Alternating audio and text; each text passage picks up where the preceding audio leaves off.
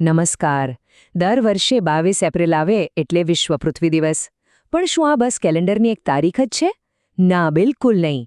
આ તો એક મોકો છે આપણે જાતને પૂછવાનો કે આપણો અને આપણા આ ઘર એટલે કે પૃથ્વી સાથેનો સંબંધ કેવો છે. એ યાદ કરવાનો કે આપણું અસ્તિત્વ, આપણું બધું જ આ પૃથ્વી સાથે કેટલું ઊંડાણથી જોડાયેલું છે. આહા, કેટલી સુંદર પંક્તિ છે નહીં? આપણા મગજમાં તરત જ એકદમ લીલીછમ ધરતી અને ભૂરા આકાશનું ચિત્ર ઊભું થઈ જાય છે. આ એ જ વસુંધરા છે જે આપણને જીવન આપે છે, શ્વાસ આપે છે, બધું જ આપે છે. પણ અહીંયા એક મોટો સવાલ ઊભો થાય છે. શું આપણે સાચે જ એની કદર કરીએ છીએ? અને આ જ પ્રશ્ન આજની આપણી આખી વાતનો મુખ્ય મુદ્દો છે. શું પૃથ્વી દિવસ બસ એક ફોર્મેલિટી બનીને રહી ગયો છે? એક દિવસ ઉજવી લીધો અને બસ? કે પછી આ એક ગંભીર ચેતવણી છે, એક વેકઅપ કોલ કે ભાઈ સાવધાન થઈ જાઓ, આપણે આપણા એકમાત્ર ઘરની સંભાળ લેવામાં ક્યાંક ભૂલ કરી રહ્યા છીએ. તો ચાલો આને જરા ઊંડાણથી સમજીએ. તો સૌથી પહેલાં તો એ સમજીએ કે આ દિવસની શરૂઆત થઈ ક્યાંથી, એનું મહત્વ શું છે. કારણ કે આ કોઈ એવી તેવી પરંપરા નથી, પણ એક બહુ મોટા આંદોલનની શરૂઆત હતી. વાત છે 1970ની. અમેરિકામાં એક નાનકડા વિચારથી શરૂઆત થઈ અને આજે આ દુનિયાના સૌથી મોટા જન આંદોલનોમાંનું એક બની ગયું છે. વિચાર તો કરો. અને આવનારા સમયમાં પણ, જેમ કે 2026ની થીમ જ છે, આપણી શક્તિ, આપણો ગ્રહ.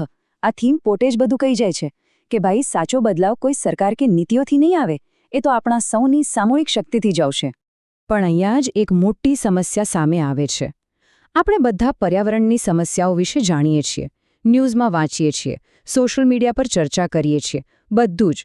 પણ સવાલ એ છે કે આ બધી જાણકારી, આ બધી જાગૃતિ, શું એ આપણા રોજના વર્તનમાં કોઈ ફેરફાર લાવી રહી છે?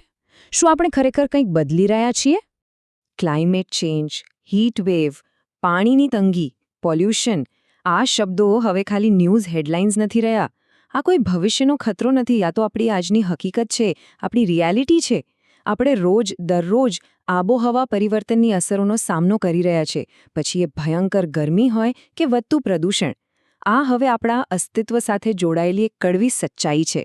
અને એટલે જ આ સવાલ બહુ જ મહત્વનો છે કે જો આપણે આટલા જાગૃત છીએ, તો પછી એ જાગૃતિ આપણા કામમાં, આપણા વર્તનમાં કેમ નથી દેખાતી? આપણે એ જાણકારીને એક્શનમાં કેમ નથી બદલી શકતા? જ્ઞાન અને ક્રિયા વચ્ચે આ જે મોટી ખાઈ છે ને, એને સમજવી બહુ જરૂરી છે. કારણ કે એનો જવાબ મળશે તો જ સાચો રસ્તો મળશે. તો આ ખાઈને પૂરવાનો પહેલો રસ્તો કયો? એ કોઈ બીજાથી નહીં, પણ આપણી પોતાની જાતથી શરૂ થાય છે. એટલે કે હુંથી. આપણી પર્સનલ ચોઇસ, આપણી લાઇફસ્ટાઇલ. ચાલો જોઈએ કેવી રીતે. જરા યાદ કરો, આજથી 30 વર્ષ પહેલાં કેવું હતું?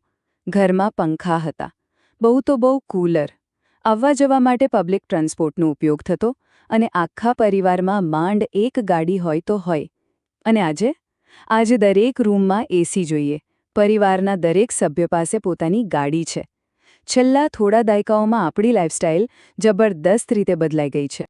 ટેરીના ડાયરેક્ટર જનરલ ડૉક્ટર વિભા ધવન બરાબર આ જ વાત કહે છે કે એક વ્યક્તિ તરીકે આપણો કાર્બન ફૂટપ્રિન્ટ ઘણો વધી ગયો છે. હવે આ કાર્બન ફૂટપ્રિન્ટ એટલે શું? સાવ સાદી ભાષામાં કહીએ તો આપણી લાઇફસ્ટાઇલના કારણે વાતાવરણમાં જે ગ્રીનહાઉસ ગેસ ફેલાય છે એનું માપ. આપણી દરેક પસંદગી, ભલે વીજળીનો વપરાશ હોય કે ગાડી ચલાવવી, એ આ ફૂટપ્રિન્ટને વધારે છે. એટલે બદલાવની શરૂઆત ક્યાંથી કરવી પડશે? આપણી પોતાની જરૂરિયાત અને ઈચ્છાઓ વચ્ચેનો ફરક સમજવાથી. ઓકે, તો વ્યક્તિગત પ્રયત્નો તો બહુ જ જરૂરી છે, પણ શું એટલું પૂરતું છે? ના. હવે આપણે માંથી આપણે તરફ જવું પડશે.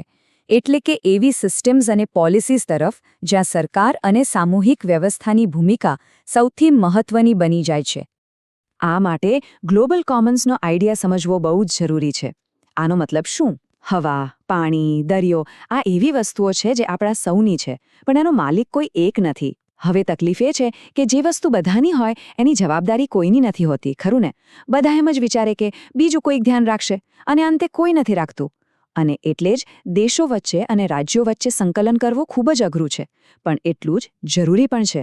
આપણા દેશમાં પણ આ જ સમસ્યા છે. જુઓ, કેન્દ્ર સરકાર પોલિસી બનાવે છે, એકદમ સરસ. એને લાગુ કરવાનું કામ રાજ્ય સરકારોનું. અને છેક જમીન પર એટલે કે આપણા શહેરો ગામડાઓમાં એને પહોંચાડવાનું કામ સ્થાનિક સંસ્થાઓનું. હવે આ 3 સ્તર વચ્ચે ઘણીવાર તાલમેલ જ નથી હોતો. જવાબદારી કોની એ જ નક્કી નથી હોતું. અને પરિણામ? કાગળ પર જે નીતિઓ ખૂબ સારી લાગે એ જમીન પર આવતા આવતા સાવ નબળી પડી જાય છે. અને હવે આવે છે ત્રીજો અને કદાચ સૌથી પાયાનો આધારસ્તંભ જ્ઞાન. પણ અહીંયા માત્ર પુસ્તકોમાં લખેલા આધુનિક જ્ઞાનની વાત નથી થઈ રહી.